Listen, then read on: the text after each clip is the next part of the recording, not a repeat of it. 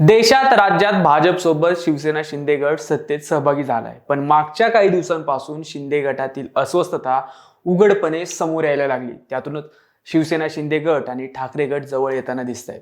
शिंदे गटाचे नेते आणि माजी मंत्री अब्दुल सत्तार व ठाकरे सेनेचे नेते अंबादास दानवे यांची वक्तव्य हा त्याचाच भाग।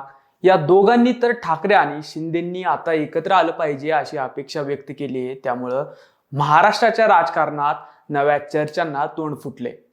भाजप प्रादेशिक पक्षांना संपवायला निघालाय। अशा वेळी भाजपला अद्दल घडवण्यासाठी उद्धव ठाकरे आणि एकनाथ शिंदे यांनी पुन्हा एकत्र येऊ शकतात का? आणि जर तसं झालं तर महाराष्ट्राच्या राजकारणावर त्याचा काय परिणाम होईल हे पाहूया आजच्या भागातून। नमस्कार, मी शहरिया, आपण बघताय बोलबिंदास। जून 2022 मध्ये एकनाथ शिंदे यांच्या नेतृत्वाखाली शिवसेनेत अभूतपूर्व बंड झाला। या बंडामुळे तत्कालीन महाविकास आघाडी सरकार कोसळलं आणि महाराष्ट्राच्या राजकारणाला नवं वळण मिळालं। त्यानंतर शिंदे यांनी भाजप सोबत सत्ता स्थापन केली आणि मुख्यमंत्री पदाची धुरा सांभाळली। पुढील 2.5 वर्षात लोकसभा आणि विधानसभा निवडणुकांमध्येही शिंदे यांनी त्यांच्या गटाने भाजप सोबत राहून आपलं राजकीय अस्तित्व टिकवून ठेवलं। मात्र 2024च्या विधानसभा निवडणुकीनंतर चित्र पलटू लागले। भाजपनं विधानसभेत तब्बल 132 जागा पटकावल्या। त्यामुळं सेनेची बार्गेनिंग पॉवर घटली। गेल्या काही महिन्यांपासून तर भाजपकडून शिवसेना शिंदे गटाला दुय्यम स्थान दिलं जात अशी भावना शिवसेनेतील अनेक नेत्यांमध्ये वाढताना दिसते।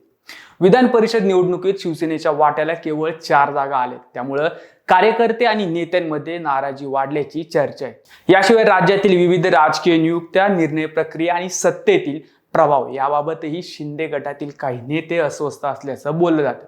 अब्दुल सत्तार यांचं वक्तव्यही म्हणजे याचं टोक म्हणता येईल। शिवसेनेचं मुंडकं उडवण्याचं काम मित्रपक्ष करतोय, पण आमचा त्याग कामाख्यालाही माहिती, पण भाजप तो विसरली हे पाहता दोन्ही शिवसेना एकत्र आल्या पाहिजेत असं विधान करून त्यांनी राजकीय वर्तुळात खळबळ उडवून दिली। विशेष म्हणजे त्यांच्या या वक्तव्याला ठाकरे गटाचे विधान परिषद विरोधी पक्षनेते अंबादास दानवे यांनी सकारात्मक प्रतिसाद दिलाय। दोन्ही शिवसेना एकत्र यायला पाहिजे असं मलाही अनेकदा वाटतं, पण माझ्या एकट्याला वाटून काय फायदा असा सवाल त्यांनी केलाय। असं असलं तरी प्रत्यक्षात शिवसेनेचे एकीकरण करणं इतकं सोपं आहे का, हा सर्वात महत्वाचा प्रश्न आहे। गेल्या 4 वर्षात दोन्ही गटांमध्ये झालेला राजकीय संघर्ष, एकमेकांवर झालेले आरोप प्रत्यारोप, पक्षचिन्ह आणि पक्ष नावासाठी झालेली न्यायालयीन लढाई, तसेच कार्यकर्त्यांमधील कटुता पाहता एकीकरणाचा मार्ग खडतर असल्याचं दिसतंय। याशिवाय उद्धव ठाकरे आणि एकनाथ शिंदे यांच्यातील वैयक्तिक आणि राजकीय मतभेदही अद्याप कायम असल्याचं मानलं जातं। एकनाथ शिंदे यांनी सत्तेसाठी सगळा खडाटोप केला। आता मुख्यमंत्रीपद नसलं तरी सत्तेत त्यांना बऱ्यापैकी वाट आहे। नगरविकास सारखं मलाईदार खातं त्यांच्याकडे। शेवटी सत्ता ती सत्ता असते, ती सोडून भाजपला आव्हान देण्याचं साहस ते करतील असं वाटत नाही। शिवाय सेनेची अर्धी अधिक पक्ष संघटनाही त्यांच्या ताब्यात आहे। उद्या एकत्रीकरण झालं तर हा ताबाही सुटू शकतो, त्यामुळे ही चूक ते करतील असं वाटत नाही। शिंदे यांचा अमित शहा यांच्याशी चांगले संबंध आहेत। त्यांच्या माध्यमातून फडणवीसांना शह देण्याचा त्यांचा प्रयत्न असतो।